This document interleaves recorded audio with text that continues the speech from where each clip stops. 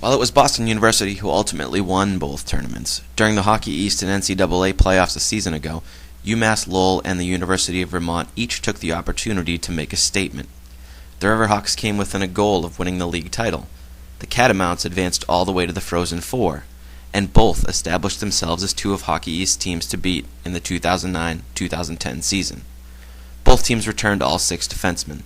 Both teams returned 2 starting caliber goaltenders, and both teams returned enough offense to be dangerous. But both find themselves fighting inconsistency as they meet the University of New Hampshire this weekend.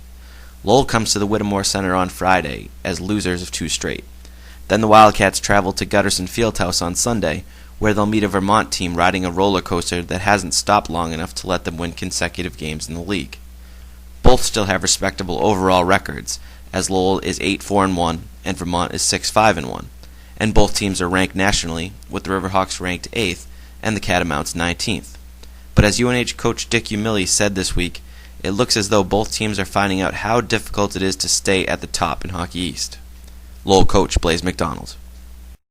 Like most coaches, we strive for consistency, and that's probably the primary area that we need to get better at. Lately, scoring goals has been a challenge for us, whereas earlier it wasn't. And lately, our special teams haven't been up to where they had been previously in the year. So we want to establish greater consistency in our work habits. The Wildcats were burned by those Riverhawks special teams in the previous meeting, when Lowell scored 3 power play goals and busted open a game that went to the final period tied at 2, going on to a 6-3 win. Since that time, UNH has improved its discipline, taking far fewer penalties, as well as taking far fewer stupid penalties, so if that keeps up, it'll be interesting to see how things might be different if things stay 5-on-5 for most of Friday night. Vermont, on the other hand, doesn't appear to be much of a threat in terms of special teams. At 9.6%, the Catamounts have the conference's worst power play, and they're rated in the lower half in terms of penalty kill as well. That could be an area the Wildcats try to exploit on Sunday, although the goaltender is always a team's best penalty killer, and if that's Mike Spillane on Sunday afternoon, it could be tough to take advantage. The senior from Bow is coming off his second shutout in 4 starts this season, and could emerge as a key to helping the Catamounts find that elusive consistency. Here's Coach Kevin Snedden. It's been a little bit of a roller coaster ride for our team to date. Obviously, high expectations, both internally and externally, coming into the season with a great support cast returning from last year's team. And we've just had a little bit of trouble getting off to a consistent start.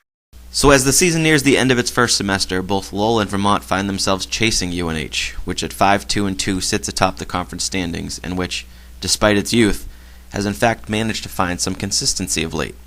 They take a 4-game unbeaten streak into the weekend, and with 3 games to go before the break, defenseman Blake Kessel says they'd like nothing better to see that momentum carry through Christmas, while putting a little more distance between themselves and 2 of the preseason favorites.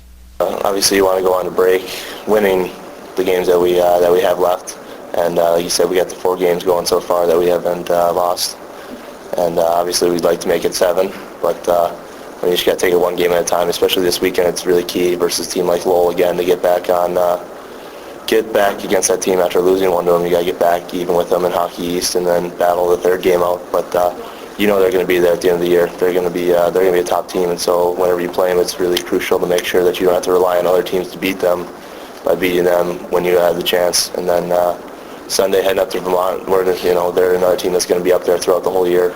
They got a good solid team returning. I mean, after making that Frozen Four run last year, they got a good crew back, and so definitely they're going to be a team that's there in the end. So that's another one of the teams that we got to make sure that we beat when we got the chance.